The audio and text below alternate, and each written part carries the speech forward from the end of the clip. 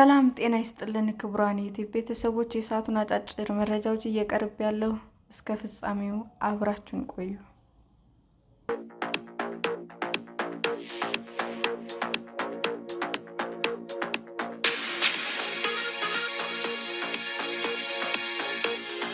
ታምራዊ የተባለው ከሞተች ሴት በተለገሰ ማህፀን የተወለደው የመጀመሪያው ሕፃን። ግሬስ ቬል በ30ዎቹ ዕድሜ ክልል ትገኛለች። የተወለደችው ያለ ማህፀን ነው። ግሬስ እና የፍቅር አጋሯ ሲቲ ቮይል ልጅ እንዲኖራቸው ይመኙ ነበረ። አሁን ታምራዊ ልጅ አግኝተዋል። ከዚህ ዓለም በሞት ከተለየች ሴት በተለገሰ ማህፀን ልጃቸው ሁጎ ተወልዷል። ሁጎ ከተወለደ 10 ሳምንቱ ነው። ግሬስ በተአምር የተወለደ ልጅ ነው ትላለች። በዩናይትድ ኪንግደም ታሪክ ከሞተች ሴት በተለገሰ ማህፀን ልጅ ሲወለድ ሁጎ የመጀመሪያው ነው። ግሬስ እና ሲቲቭ የሚኖሩት በኬንት ነው። ማህፀኗን የለገሰችው ሴት እና ቤተሰቦቿን ያመሰግናሉ። በጣም ደግ እና ለሰዎች የምታስብ ሲሉ ለጋሿን ያሞካሻሉ። ቤተሰቦቿንም ታላቅ ስጦታ ሰጥተውናል ብለዋቸዋል። ልጁ ሊወለድ የቻለው በኦክስፎርድ እና በለንደን በሚገኙ የሕክምና ባለሙያዎች ጥምረት ነው። የቀዶ ሕክምና ባለሙያዎች ልጁ ታሪክ የሚለውጥ ነው ብለዋል። እንደ ግሬስ ላሉ በርካታ ሴቶች ልጅ የማግኘት ተስፋ የሚሰጥ እንደሆነም ተናግረዋል። ሁጎ ምዕራብ ለንደን በሚገኘው ኪውን ቻርልስ ኤንድ ቼልሲ ሆስፒታል ነው የተወለደው። ሲወለድ 3 ኪሎ ግራም ነበረ። ግሬስ የተወለደችው ያለ ማህፀን ስለሆነ የወር አበባ አታይም።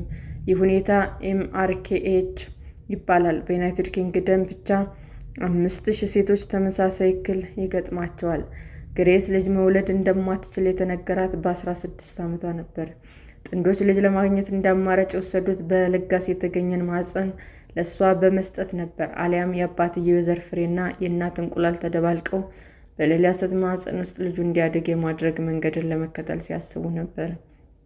ግሬስ የሌላ ሴት ማህፀን በቀዶ ሕክምና ሊሰጣት እንደሚችል ሲነገራት በጣም እንደደነገጠች እና እጅግም ደስ እንዳላት ታስታውሳለች። የሞተችው ሴት ማህፀን ለግሬስ በቀዶ ሕክምና እንዲሰጣት የወሰኑት የሟች ቤተሰቦችም ታላቅ ስጦታ አበርክተውልኛል ትላለች። በተለገሰው ማህፀን ልጇን እንድትወልድ አስችለዋታል። ለጋሽ እና ቤተሰቦቿን ሁሌም አስባቸዋለሁ። ልጃቸው በዚህ ምድር ትልቁ ስጦታ የሆነውን የሰው ልጅ ሰጥታኝ እንዳለፈች በማሰብ እንዲጽናኑ ጸልያለሁ። የእሷ ክፍል የሆነ አካል ከእኔ ጋር እስከ ወዲያኛው ይኖራል ትላለች ግሬስ። የማህፀን ቀዶ ሕክምናው 10 ሰዓት የወሰደ ነው። በአውሮፓውያን 2024 በኦክስፎርድ በሚገኘው ቸርችል ሆስፒታል ነው የተከናወነው። መጀመሪያ ላይ ጥንዶች እንቁላል እና የዘር ፍሬ በማቀላቀል የሚከናወነውን ሕክምና አግኝተዋል። ከዛም ግሬስ ለንደን በሚገኘው ዘ ሌስተር ፈርቲሊቲ ክሊኒክ ሺል አግኝታለች። ሁጎ የተወለደበት ቅጽበት ግሬስ ሁሌም ታስታውሳለች። የአውሮፓውያኑ የገና በዓል ሰሞን ነው። ጠዋት ተነስቼ ትንሽዬ ፊቱን ስመለከት አስታውሳለሁ። ከህልምም የነቃሁ መሰለኝ። በጣም አስደናቂ ነበር። በዩናይትድ ኪንግደም 10 የማህፀን ቀዶ ሕክምና ሙከራዎች እየተካሄዱ ሲሆን የግሬስ ከእነዚህ መካከል አንዱ ነው። እስካሁን 3 ቀዶ ሕክምና ቢደረግም የመጀመሪያው ልጅ ሁጎ ነው። በአውሮፓውያን 2025 በሕይወት ካለች ሴት በተለገሰ ማህፀን ሄም የተባለች ሕፃን ተወልዳለች። 2023 በተደረገ የማህፀን ቀዶ ሕክምና አማካኝነት ኤሚ እናት ከታላቅ እህቷ የተሰጣትን ማህፀን አግኝታለች። ከቤተሰብ አባላት በተለገሱ ማህፀኖች 5 ቀዶ ሕክምናዎች ለማከናወን እቅድ ተይዟል። ያለ ማህፀን ለተወለዱ ሴቶች ተስፋ።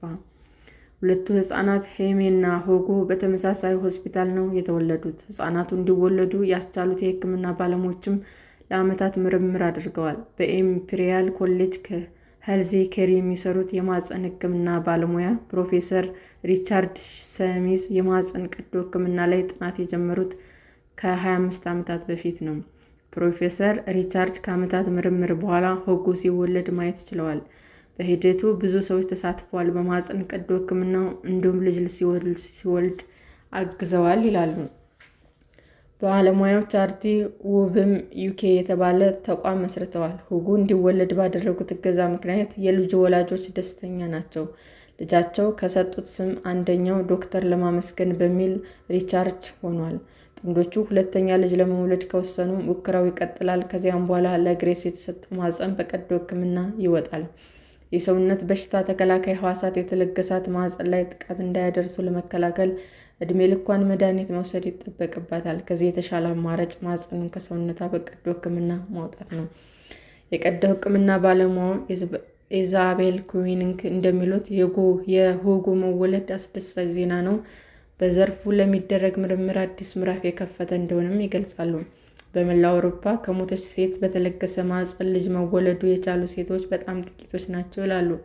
የማህፀን ቀዶ ሕክምና ለሌሎች ሴቶች መፍትሄ የሚሰጥ እንዲሆን ማድረግ ይቻላል። ያለ ማህፀን የተወለዱ ሴቶች ልጅ የማግኘት ተስፋ እንዲኖራቸው ይሰራሉ። በተለገሰ ማህፀን የሚወለዱ ልጆች ማህፀኑን ከለገሰችው ሴት ጋር የሚያስተሳስር የዘረመል መዋቅር የላቸውም። በመላው ዓለም በተካሄዱ ከ100 በላይ የማህፀን ቀዶ ሕክምናዎች ከ70 በላይ ህጻናት ተወልደዋል። ማህፀን መለገስ እንደ ልብና ኩላሊት መለገስ አይደለም፣ በፈቃደኝነት የተመሰረተ መሆኑ የሚያረጋግጥበት የራሱ ሂደት አለው።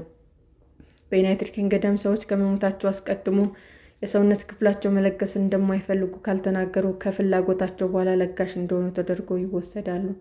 ከህልፈታቸው በኋላ ለጋሽ እንደሆኑ ተደርጎ ይወሰዳሉ። ለግሬስ የልጃቸው ማህፀን የለገሱት ወላጆችም ማንነታቸው እንዲገለጽ አልፈለጉም። ሆኖም በጣም ደስተኛ ነን ሲሉም ስሜታቸውን ገልጸዋል። ልጃችን የሰውነት ክፍሏን በመለገስ ለሌሎች ወላጆች ተስፋ፣ መዳን እና ጊዜ ሰጥታለች ብለዋል። ልጃቸው ሌሎች 4 የሰውነት ክፍሎቿንም ለተለያዩ ሰዎች ለግሳለች። ሰላም ጤና ይስጥልን ውድ የዩቲዩብ ቤተሰቦቼ እንዴት ናችሁ? አዲስ ጀማሪ ነኝ እና ሰብስክራይብ ያደረጋችሁ አበረታቱኝ። አመሰግናለሁ።